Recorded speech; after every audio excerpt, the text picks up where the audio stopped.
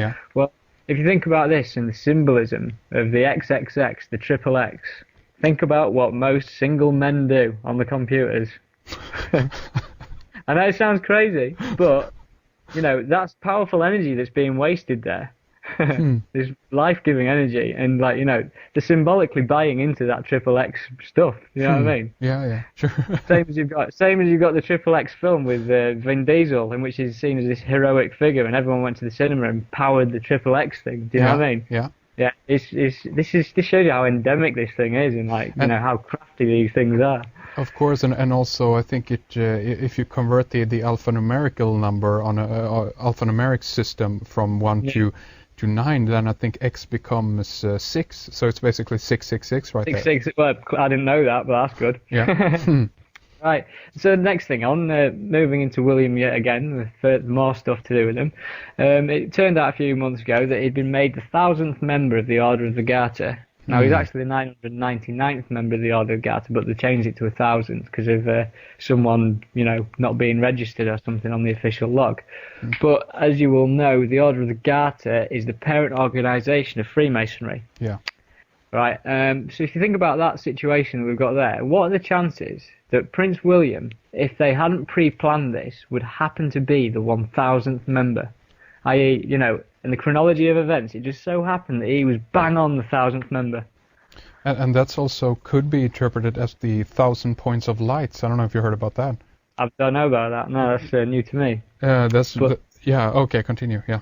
Yeah, but do you know what I mean? It's quite a hard coincidence to fall upon that it'd be the 1,000th member in as it happens. Of course. But then go on further on again. Did you come across the Prince William received his wings news all over Sky News and stuff recently? I don't know if you came across that. Basically, he's been in the RAF. He's been doing his duties, and there's all the RAF symbolism flying everywhere at the moment. They're trying to get everyone into the armed forces by giving everyone a bank holiday for Armed Forces Day. You know what I mean? Let's keep the war going, guys. Yeah. But essentially, with the RAF, he said he received his wings. And if you look at the symbolism of the RAF wings and the RAF, basically, when you don't have your wings, the RAF is the logo is the RAF in a circle of I can't remember the name for it, a wreath, like a circle wreath. Okay, yeah. So if you imagine that as the Egyptian sun disk for Horus, and then when all of a sudden they say he's got his wings, they put these wings on the RAF sun disk, and it makes it exactly the same as the Horus sun disk with wings. There we go. Huh. So the fact that they was pushing around the fact that he's got his wings, it was just symbolic for him saying that he's ascending into this thing, whatever you want to call this thing. Do you know what I mean? Right. But I mean, here I am again saying that Prince William is as I said, with the Dan Brown book and the Da Vinci Code and everything that goes with it. They're trying to get the masses to believe that there's a lost bloodline of Jesus Christ, and there might be. But what I'm saying is they're trying to get everyone to accept that. And so when Dan Brown's book, which was a terrible book, written really badly, but obviously interesting story, sure.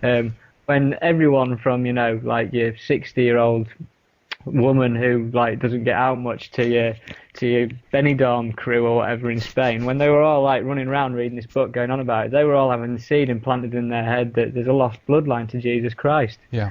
And you think about the idea of the Priory of Sion. This thing is all to do with the Sion Olympic Games. Yeah. It's all part of the same thing. But moving on, obviously the last thing symbolic with the Queen as well is that it's a Diamond Jubilee in 2012. So they're going to be... Really? They're going to be... Which is a lot of celebrations. Yeah. But moving on. Moving on, as always.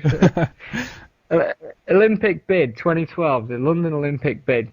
We received it, and we received confirmation on July the 6th, 2005. The International Olympic Committee has the honor of announcing that the Games of the 30th Olympiad in 2012 are awarded to the city of London. The day after was the 7/7 bombings of London, but on that particular day, everyone, the news would have us believe, was full of positive energy that Great Britain had won the Olympic Games. I mean, I think there's probably only about 2% who were bothered about it, but the media would obviously tell you that everyone was, going out getting drunk about it, but essentially no. Yeah. But what they didn't tell you, and it's been covered up by the news, but it's on the internet, but it never got covered in News 24 or whatever you watch. Basically, on the same day that London bid was won for the Olympic Games, right, there was a huge, well, I don't know what you want to call it, massacre on the island of Haiti, in which 24 people confirmed dead after more than 300 heavily armed UN troops carried out a major pre-dawn military raid in Cité Soleil. So what happened was the UN troops, which is supposed to be a peacekeeping force, not something that goes out and actually, does stakeout operations on drugs barons. Yeah. They did this pre-dawn military raid in which they killed 24 innocent people. Right, and there's a lot of people looking into this. But what is symbolic is the place where it was. It was in Cité Soleil, which is Sun City. Right? Yeah. Gets even weirder. It's one of the poorest communities in Haiti. It's one of the poorest communities in the Northern Hemisphere. It's got endemic AIDS, poverty, everything. People are starving in this place because of the way that it's, essentially it's been crippled by the power structure. Yeah. But basically, it's one of the poorest communities, as I've said, and it's in a place called Port-au-Prince. So it's Prince, Port, Sun City. On the same day the Olympic bid was won. Yeah. So what I'm saying is that symbolically you've got Prince and Sun, and then you've got this thing that I've connected with Prince William. Was this another thing equally like buying into an event with such a negative, horrible event in which the UN massacred loads of people, or 24 people? Its symbolism is right through it, and it gets even worse because basically the UN Colonel Marino suggested that ballistic tests can be done on the dead, and he said records from the Medicine Without Borders shows an influx of civilian casualties starting at 11 a.m. The numbers are on the Wikipedia page, so 11 a.m. brought in. And then you look into Port-au-Prince itself. Port-au-Prince celebrated its independence 200 years ago. I don't know what it's celebrated its independence from because it didn't seem to get any better. But the bicentennial monument that they erected in the independence of Port-au-Prince just so happens to be a pyramid without a capstone and an Olympic flame at the top. Oh, nice. Right. So I don't know what that's saying, but you've got Sun City with a prince and you've got a pyramid with an Olympic flame on the same day the Olympics 2012 bid was won. My that God. doesn't happen. That doesn't happen. It just doesn't happen. Too much in there. So obviously getting into touchy areas and stuff here because it's pretty dark, really, when you think about it. I mean, moving into the Olympics 2008, I found this out recently. The 2008 logo, have you seen the Beijing 2008 with the little guy and his wobbly legs? I've seen that, yes, yeah. Doesn't look very much like an athlete, but, given it's the Olympics and stuff. But it just so happens that if you decide to compartmentalise this logo into 4 different sections, it spells the word Zion. Really now?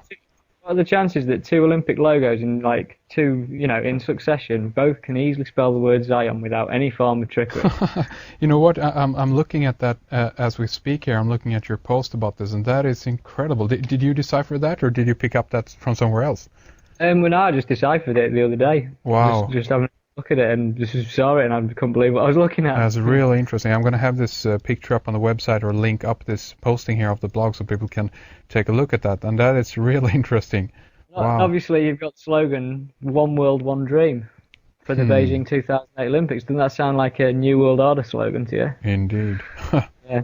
And so anyhow, this goes on further because there's more symbolism to do with the Olympics 2008. Yeah. Basically, on the 11th of November 2007, so that's 11/11, they released 5 mascots, right, for the Beijing Olympics. And these are weird little mascots that all got pyramid-style hats on.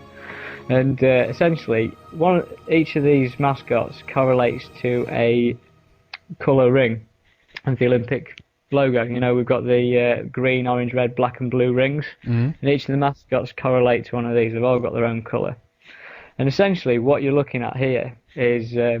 if you take it back to the main calendar, and you've got the 26,000 year cycle, and essentially the Mayans believed that within that cycle there was 5 separate cycles of 5,150 years. Something I can't remember off the top of my head. Yeah. But basically they stated that at the end of each world Um,